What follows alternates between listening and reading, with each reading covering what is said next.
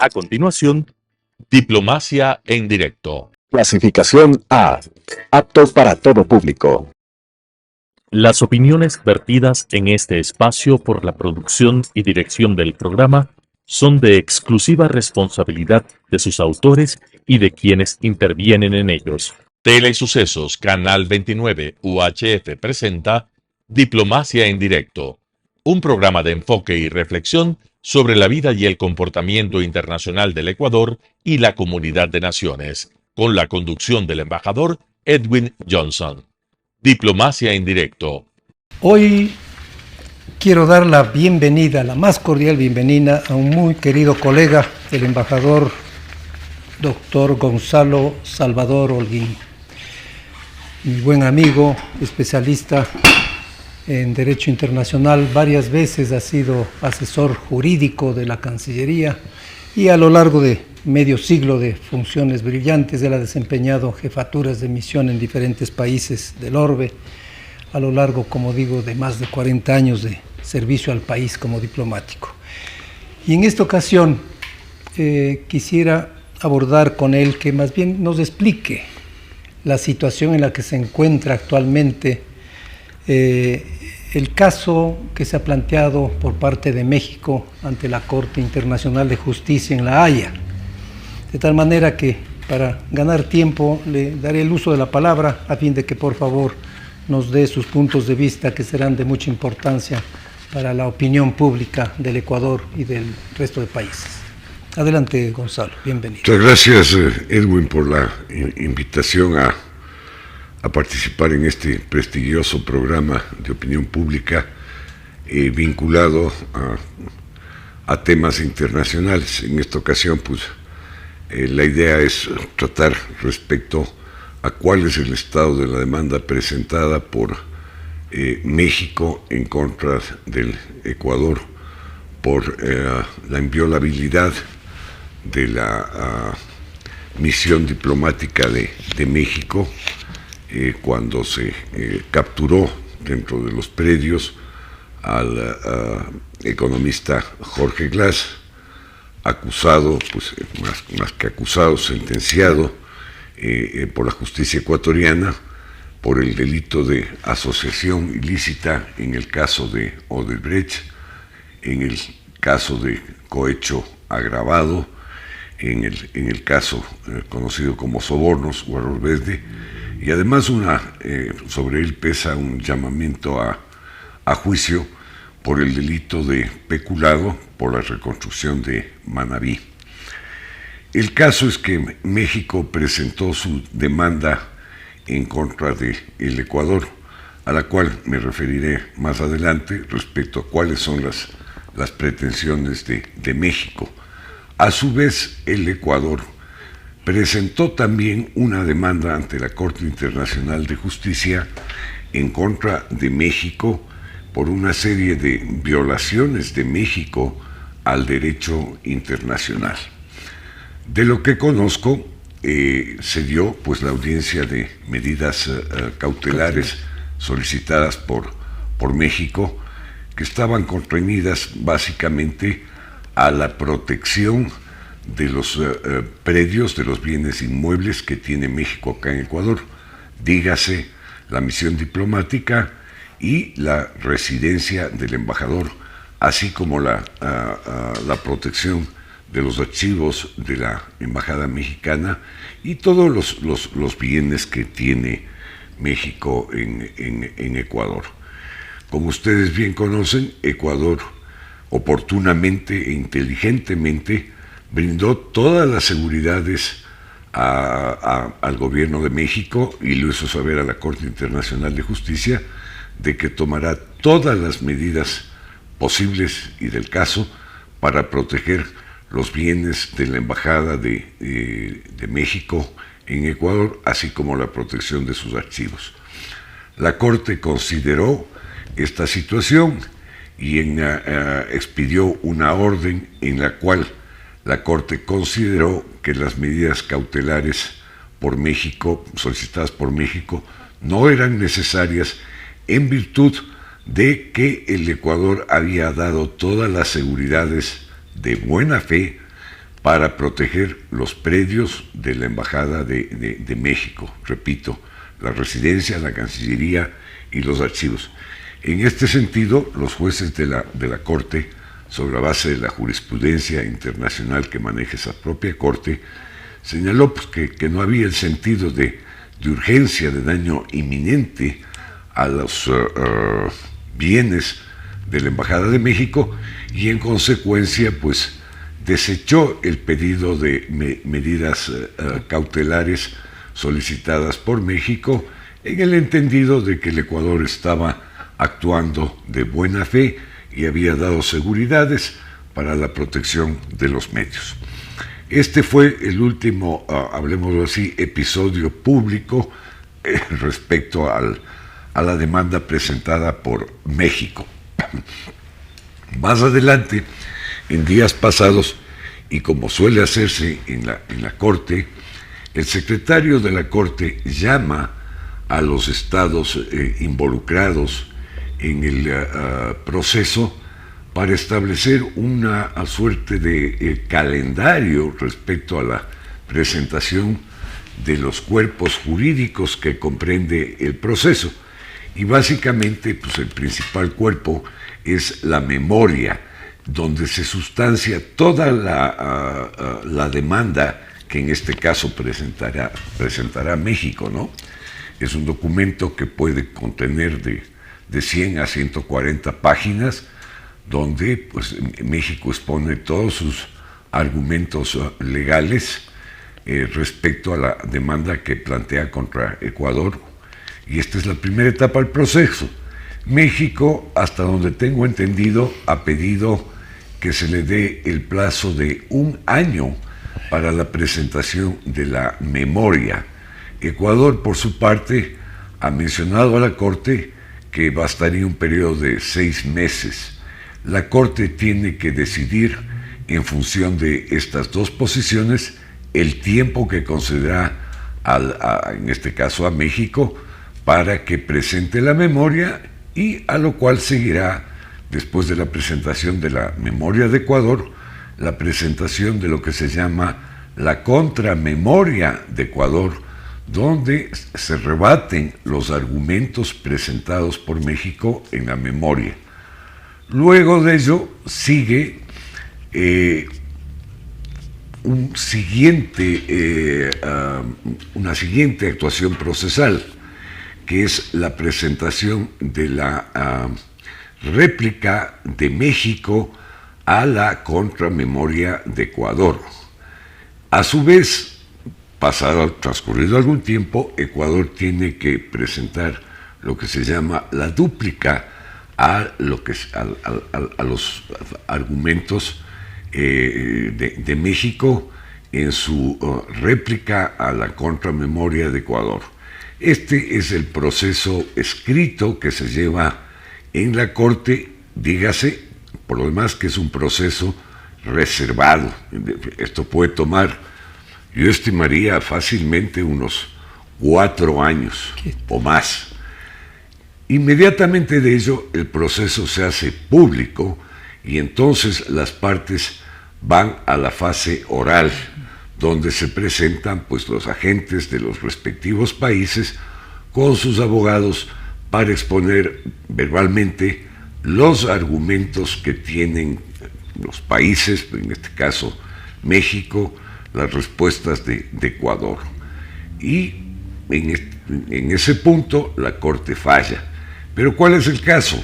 En vista de que Ecuador también ha presentado una demanda contra México, eso todavía está en una etapa preliminar, en que nuevamente la Corte tendrá que convocar a los agentes para tratar de establecer un calendario respecto a la presentación de la memoria de Ecuador y a su vez la contramemoria de México.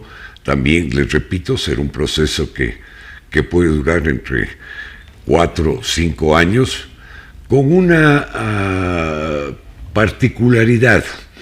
La Corte, de acuerdo al artículo 47 de su reglamento interno, tiene la facultad de unir en definitiva, unificar estos dos procedimientos por estar relacionados o por tratarse de un tema que es conexo, ¿no?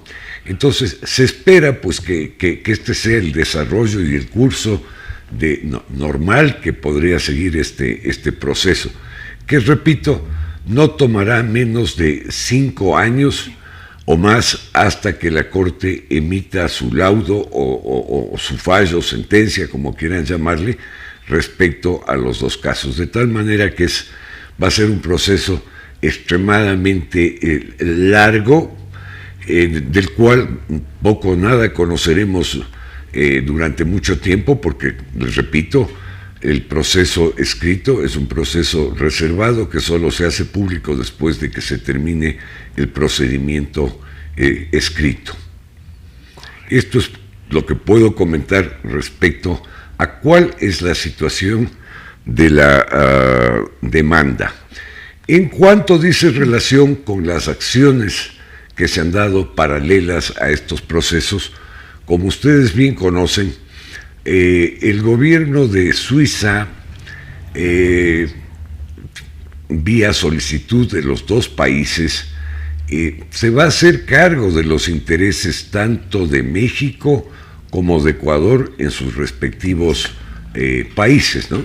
De tal manera que la representación diplomática de Suiza en Ecuador representará los intereses de México en Ecuador y viceversa, la Embajada de Suiza en México representará los intereses del Ecuador en México. ¿Y eso involucra aspectos consulares también?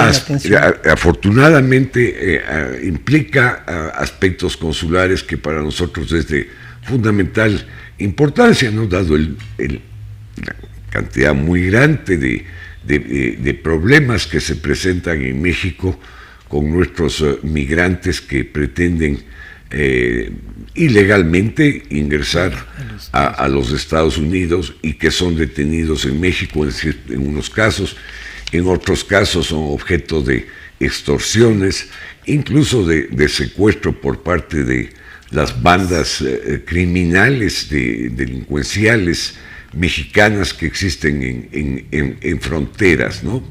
De tal forma, pues, que de lo que se conoce, 3 funcionarios de Ecuador como 3 funcionarios de México laborarán en los respectivos países al amparo de la misión diplomática de Suiza para encargarse de este tipo de asuntos, ¿no?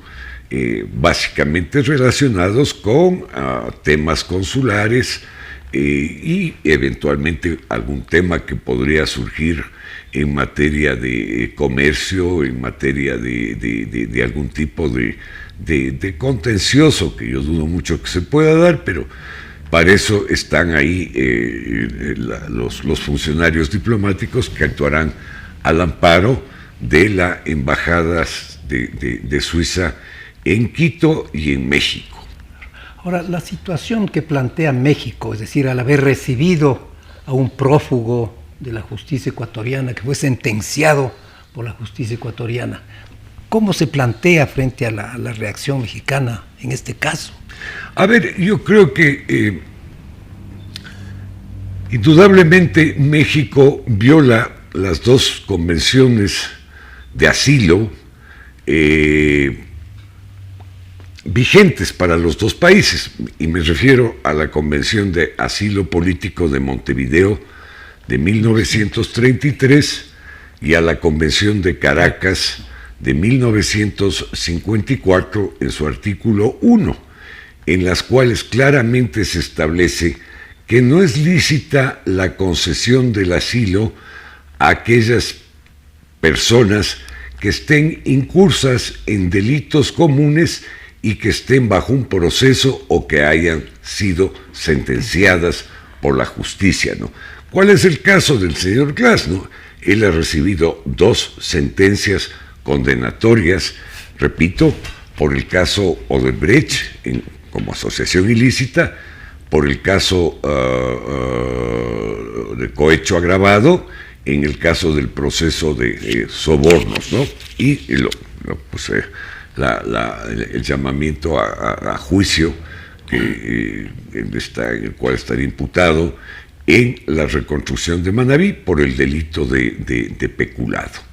Esta es la situación jurídica del señor Glass y lo que el Ecuador ha defendido, en definitiva, evitar la impunidad de una persona que ha cometido delitos comunes y que ha recibido o recibió indebidamente la protección diplomática de México. Eso es. México contrariando una tradición de muchísimos años respecto al asilo.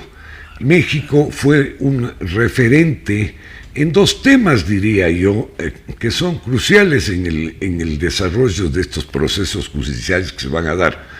Por un lado tenemos el principio de no intervención. Como ustedes recordarán, el presidente López Obrador, en alguna de sus presentaciones, me parece que fue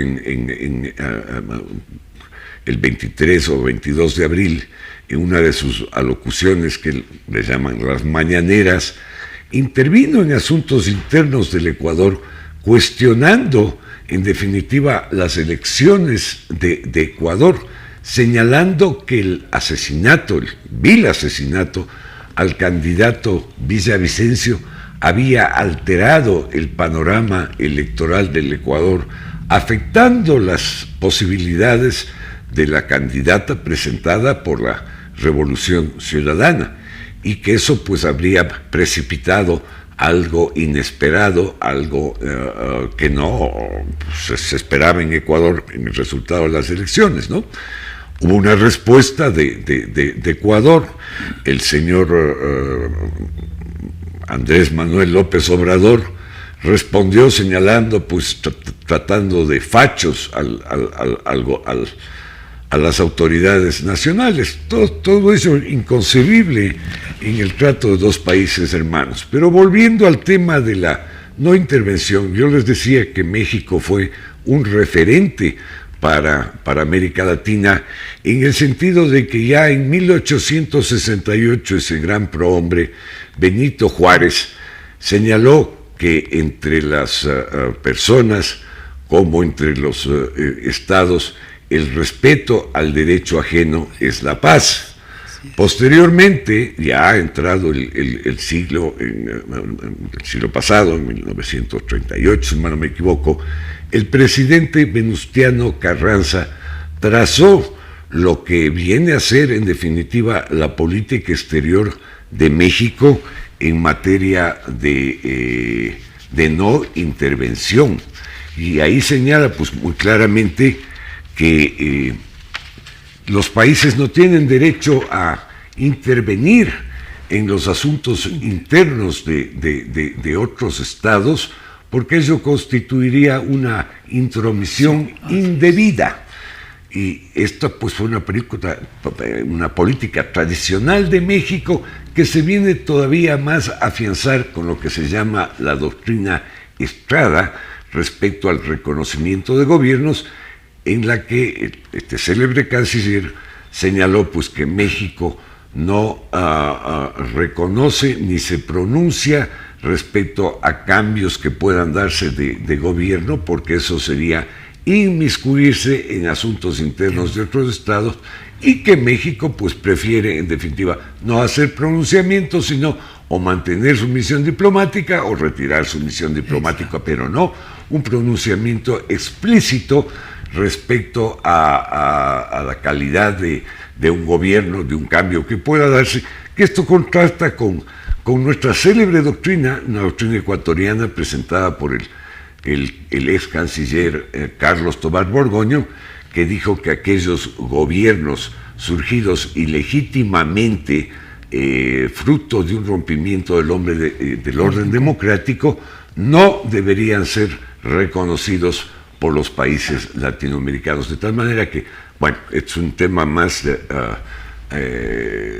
estudio, de tradición jurídica respecto al reconocimiento del gobierno. Pero vamos a otro tema que también es extremadamente interesante, que es la política de asilo de México. México fue igualmente un país ejemplar en el tema de la concesión o del empleo del asilo como una institución humanitaria. Recordemos que México concedió asilo a figuras muy célebres del mundo. Me refería al caso del asilo que recibió, por ejemplo, Garibaldi, el asilo que recibió José Martí, el asilo que recibió León Trotsky, el asilo que recibieron durante la Guerra Civil Española los republicanos, como posteriormente o antes incluso miembros del gobierno que triunfó, pues en definitiva, de Franco. Asilo concedido a grandes escritores latinoamericanos, entre otros Pablo Neruda, García Márquez, en definitiva. Pero México daba el asilo por condiciones ajenas a una ideologización política, sino por razones humanitarias. ¿Qué sucede en el caso de Jorge Glass? A ver, ahí no hay una situación de carácter político, a pesar de que se quiera mencionar que se trata de temas del lawfare, como es este término de reciente acuñación. No, señores, aquí están muy claramente establecidos, delimitados, la existencia de delitos contra la fe pública, asociación ilícita, haber recibido dineros ilegales de la firma Odebrecht, en el caso del caso sobornos o de cohecho agravado, de haber extorsionado a empresas para la concesión de contratos públicos, recibiendo a cambio de ello dinero para uso, vaya a saber, uso proselitista, vaya a saber si para a la apropiación personal, ¿no? Bueno, y en el caso de Manabí, ustedes ven que han pasado varios años y todavía Manabí está en condiciones deplorables. No nos olvidemos que se impuso al pueblo ecuatoriano una elevación de un IVA, se exigieron contribuciones especiales, se recaudaron 3.500 millones de dólares y de pronto se empezaron a dar contratos a dedo para construcción de carreteras, para obras innecesarias, donde obviamente existen sobreprecios y existen situaciones anómalas, irregulares, ¿no? Entonces, esta es la situación. México está dando un asilo o concedió un asilo a una persona que es un delincuente común, no es un perseguido político. De esto se ha escrito mucho, hay algunos artículos. Yo quisiera resaltar el publicado por nuestro ecuatoriano ilustre, don Mario Ponce Lavalle, que lo titula ¿Deben ser las embajadas santuarios de pillos o de criminales? Estamos. A ver, yo concuerdo plenamente con las expresiones vertidas en el artículo por el distinguido arquitecto Mario Ponce Lavalle, en el sentido sí que el Ecuador salió por sus fueros, en definitiva. No podía permitirse que se dé otro caso como el de la señora Duarte, que con la complicidad, hablemoslo así, de los agentes diplomáticos, fugó de la embajada argentina, ¿no? Y claro, pues asumo yo que se pensó que iba a darse un caso similar con el señor Glass, ¿no? Cuando el señor López Obrador anuncia el envío de un avión para retirar a la embajadora Cerur desde Ecuador. Caramba, no se necesita un avión para retirar a una embajadora, ¿no? Entonces había serios temores e indicios de que se estaba planificando la fuga del señor Glass y el gobierno pues tenía que impedir a toda costa, por los fueros de la dignidad nacional, de la soberanía del país, el que este delincuente escape, burle la justicia y se consagre la impunidad con la complicidad de un gobierno, pues, dígase, amigo. Y la Asamblea Nacional ahora hace, pues, uso de esta situación para politizar el tema ¿no?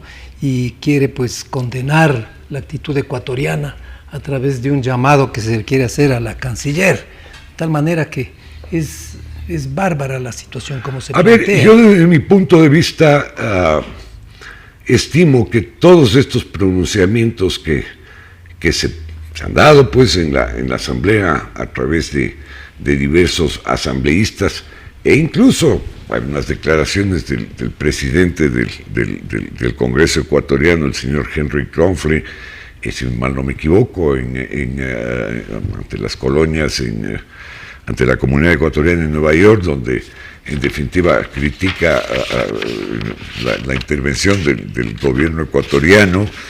Y esto pues es muy negativo porque estos serán argumentos que empleará México en su demanda contra Ecuador en el tema de la inviolabilidad. Yo quisiera hacer aquí un paréntesis respecto a al contenido de las demandas, ¿no? Curiosamente, la demanda de México se orienta básicamente al tema de la inviolabilidad de la misión diplomática, ¿no? Porque desconocen, este es un tema, la inviolabilidad diplomática es una suerte de piedra angular del funcionamiento de la diplomacia, ¿no? Entonces, México va por ahí, pero en cambio en su demanda poco o nada se refiere al tema del asilo. ¿Y por qué no lo hace? Porque sabe que ese es un punto débil dentro de su argumentación jurídica al haber concedido un asilo de forma ilegal. Seguiremos con esta situación, espurio, mi ¿no? querido Gonzalo. Entonces, ahí viene. Y una demanda, dicho sea de paso, mal planteada en términos de que México está pidiendo, bueno, sí, reparaciones o una disculpa, lo que fuere del Ecuador, pero pide también la expulsión del Ecuador del sistema de Naciones Unidas para sentar un precedente respecto a países que actúen de esta forma, lo cual no tiene ni pies ni cabeza, porque el artículo 6 de la Carta de las Naciones Unidas establece que el ente competente para la expulsión de un país de las Naciones Unidas es la Asamblea General de las Naciones Unidas bajo recomendación del Consejo de Seguridad. La Corte no tiene competencia en esta materia, ¿no? De tal manera que ahí hay una formulación errónea del pedido de México en el sentido de hacer esta demanda a la Corte de que se expulse a Ecuador de Naciones Unidas. Eso, perdónenme la expresión, no tiene ni pies ni cabeza. Ahora, vamos, ¿qué podemos predecir? Si te parece, Edwin, ¿qué podemos predecir de esta situación jurídica que se ha planteado con México? Continuaremos en otro momento, porque realmente se nos fue el tiempo. Así que muchísimas gracias, simplemente Gonzalo. decir, para concluir, que la diplomacia tiene sus tiempos. Sí. Aún ni siquiera se posesiona el gobierno de la señora Claudia Sheinbaum, que es el 1 de octubre, ¿no? Entonces, dejemos que pase un tiempo, que transcurra un tiempo, busquemos ayuda de países amigos para, en definitiva, acordar posiciones, convenir en lo que sea más conveniente. Somos país que hemos mantenido las más tradicionales relaciones diplomáticas desde 1834, en el que asume Vicente Rocafuerte la presidencia del Ecuador, y él mismo fue jefe de la delegación mexicana en Londres. En Londres, claro. En Londres, y que consiguió, pues en definitiva, no solo el reconocimiento político de México, sino además la renegociación de deudas y una serie de cosas, cumplió una labor extraordinaria para México, ¿no? Y desde ahí Ecuador nunca ha tenido un conflicto diplomático con México y han sido las más estrechas y cordiales relaciones, ¿no?